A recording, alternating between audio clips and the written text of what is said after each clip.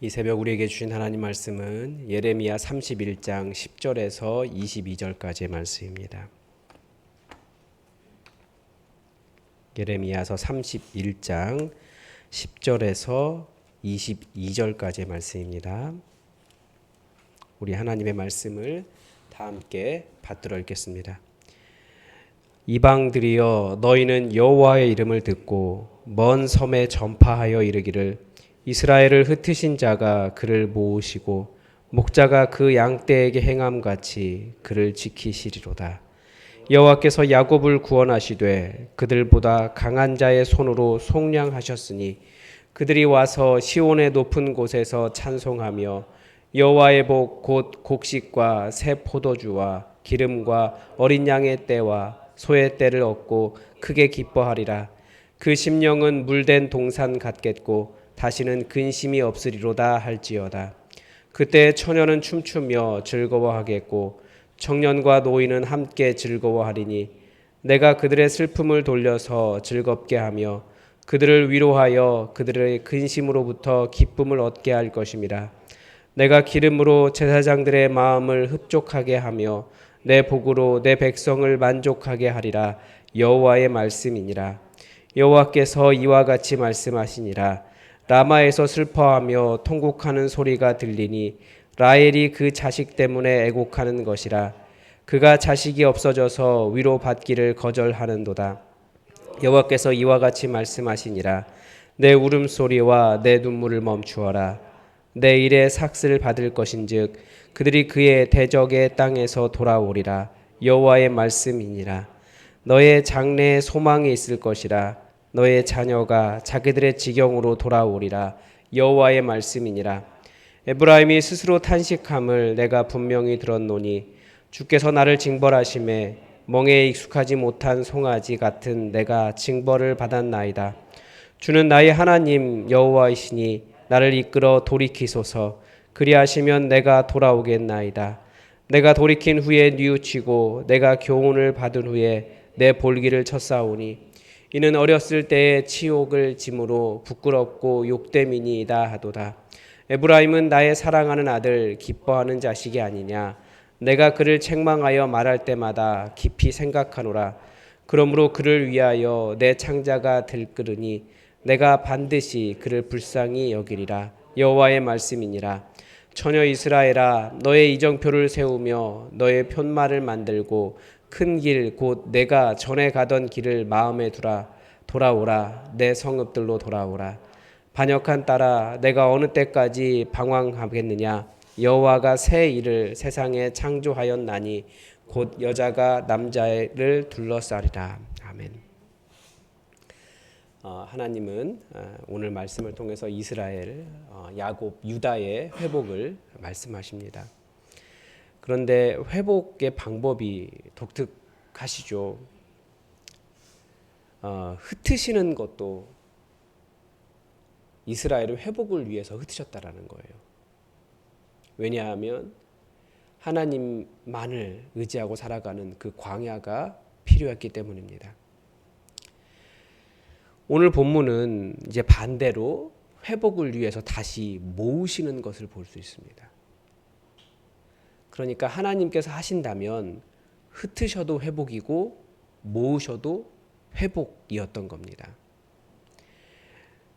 그래서 하나님의 일을 절대 단편적으로만 이해하면 안 됩니다. 왜 흩으시고 마음 아프게 하시고 왜 외롭게 하시고 이렇게 하시냐.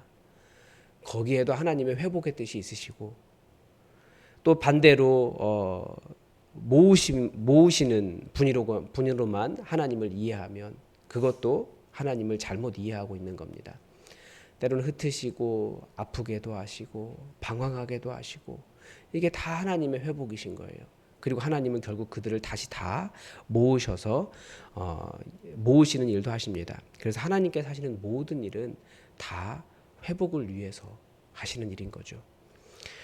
오늘 본문은 먼저 이방인들을 호출하면서 시작하십니다. 하나님께서 이방인들을 호출하시는 이유는 이방인들이 하나님의 행하시는 일의 증인이기 때문입니다. 그래서 보통 이렇게 이방인들을 열방, 뭐 이방, 섬들아 이렇게 부르는 이유는 하나님의 어떤 재판을 하는데 너희가 좀 증인되어 줘라 이런 식으로 부르시는 거예요. 구약 성경의 마지막으로 갈수록 이스라엘을 열방의 빛으로 삼으시겠다 하시는 내용과 같은 맥락입니다.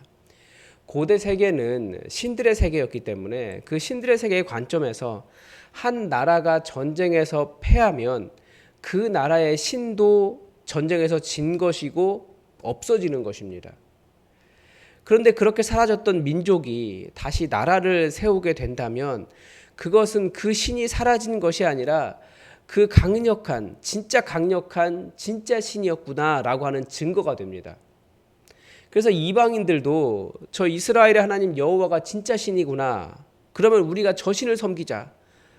그러면서 시온으로 몰려올 것이다. 라는 것이 열방의 빛, 여호와의 깃발의 비전입니다. 이방인들이 알게 될 거라는 거예요. 이스라엘이 다시 나라를 세우고 회복하는 것을 보면서 저 신은 진짜구나. 이 비전을 바로 신약교회, 초대교회가 그대로 이어받았습니다. 우리 신약교회는 온 세계 열방에게 살아계신 하나님의 증거라는 거예요. 하나님께서 새로운 창조를 하셨는데 그 창조가 교회였다라는 거죠. 그래서 하나님을 믿지 않는 자들이 교회를 보면서 교회가 예수 그리스도의 부활을 증거할 때 저 신은 진짜 신이구나 라고 하면서 돌아오게 될 열방의 빛이고 하나님을 만나게 될 높이 들린 저기 여호와 계시는구나 저 깃발만 보고 따라가면 된다라고 하는 높이 들린 깃발과도 같다라는 거죠. 그런데 이방인이 보게 될 회복이 어떤 모습입니까? 이 12절에서 14절을 보면 너무나 행복하고 즐거운 천국의 모습인 거예요. 저 모습 보니까 진짜다라고 알게 되는 거죠. 높은 곳에서는 하나님을 찬송하는 소리가 들리고 여호와의 복이라고 할 수 있는 곡식과 새 포도주와 기름과 어린 양의 떼와 소의 떼가 넘쳐날 것이라는 거예요. 그러니까 모든 것이 풍족한 거예요. 그리고 마음도 행복해요. 절대 하나님의 나라는 그냥 물질적으로만 많은 것이 아니라 마음도 행복합니다. 그래서 그 심령은 물된 동산 같겠고 얼마나 풍족한지 알겠죠. 우리 행복하지 않은 마음, 메마른 마음이라고 하잖아요. 근데 반대로 행복한 마음은 하나님의 말씀으로 젖어 있는 마음이에요. 그런데 그 심령이 물된 동산 같겠고 라고 이야기합니다. 다시는 근심할 것이 없을 것이라 라고 하십니다. 소녀들이 춤을 추고 청년들과 어르신들이 박수치며 즐거워하고 위로와 기쁨이 가득하고 제사장들도 여호와의 기름이 넘쳐나서 하나님의 백성들을 하나님의 축복으로 만족하게 하는 그런 곳이라는 거예요. 굉장히 행복한 공동체의 모습이죠. 하나님은 바로 이런 회복을 말하고 계시는데 그런데 언제 그런 회복이 실제로 일어났습니까? 초대교회를 통해서 그 회복이 일어났습니다. 교회가 세워지면서 이 일이 일어난 거예요. 이스라엘은 근심할 것도 많았고 많이 힘들었어요. 그 이후로도. 교회가 바로 이런 곳이죠. 찬양이 계속 흘러나오고 주신 복을 나누고 춤추고 즐거워하고 서로 위로하고 목회자에게 말씀과 성령이 충만하고 하나님의 이름으로 축복하고 우리의 교회가 바로 그런 하나님의 회복이 있는 곳이라는 것입니다. 그런데 우리는 너무나 갈등이 많습니다. 다시 말씀드리지만 이 성경은 그렇게 이야기해요. 약간 제대로 된 성도들의 어떤 단계를 보여주죠. 그러니까 말씀을 따르는 사람 위에 성령을 따르는 사람이 있다라는 거예요. 말씀을 따르는 사람은 이상하게 말씀을 따르지 않는 사람들을 정죄합니다. 왜 못하냐고, 왜 안 되냐고, 이게 맞는 기준이라고. 그런데 성령을 따르는 사람은 자신이 따르는 그 말씀에 담긴 사랑으로 은혜를 베푸는 사람이에요. 다르죠. 그게 교회입니다. 그래서 말씀을 따르는 사람, 이게 말이 굉장히 애매해요. 말씀이라고 하면 좋은 것인데 말씀을 따르는 사람을 나쁘게 이야기하려니까 이상한데 정말 말씀을 따르는 사람은 성령으로 행하는 사람이라는 거죠. 육신으로 행하는 사람이 아니고. 그곳이 교회입니다. 초대교회가 그러했다라는 거예요. 그래서 교회에 따뜻함이 있고 잔치가 있고 용납이 있고 사랑이 있었습니다. 그래서 사람들은 교회를 보면서 그렇게 하나님께로 돌아오게 되었다라는 겁니다. 그게 열방의 빛, 하나님의 깃발의 비전인 거예요.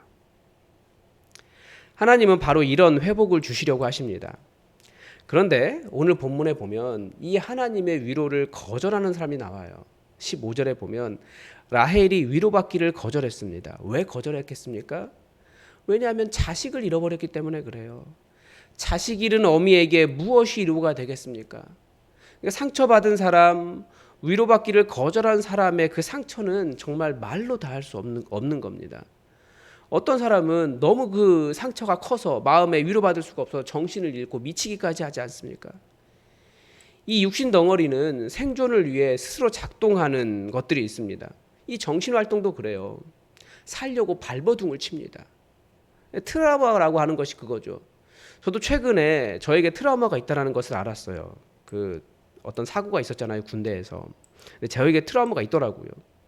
그 군대에 있을 때 장교분이 그 부대 전체를 이렇게 군장을 메고 방독면을 쓰고 연병장을 뛰고 기고 막 이렇게 하게 한 적이 있어요.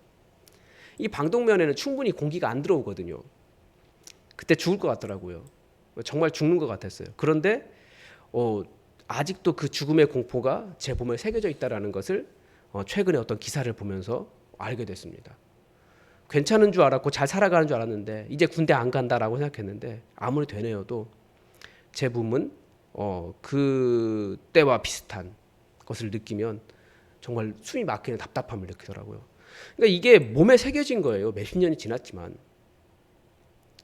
그러니까 라헬이 위로받기를 거절했다라는 것은 그냥 싫어서가 아니라 그 상처가 너무 커서 아무리 말로 위로해도 그게 받아들여지지가 않는 거죠.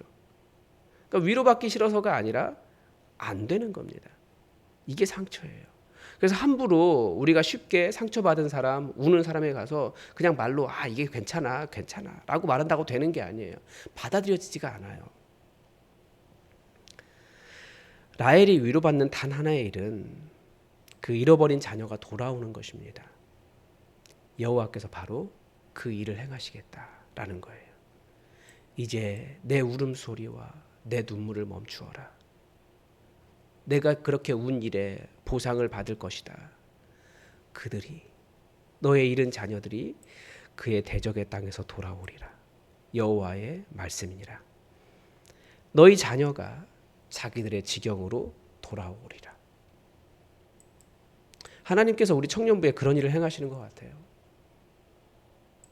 오랫동안 교회를 떠났던 사람들, 교회를 정하지 못하고 방황하던 사람들, 다 우리 자녀들인데 돌아오는 일이 있습니다. 더 이를 위해서 우리가 기도해야 될 거예요. 하나님은 바로 그 마음을 위로하시고 실제로 상황을 변화시키셔서 소망을 주시는 분이 우리 하나님이십니다. 여러분,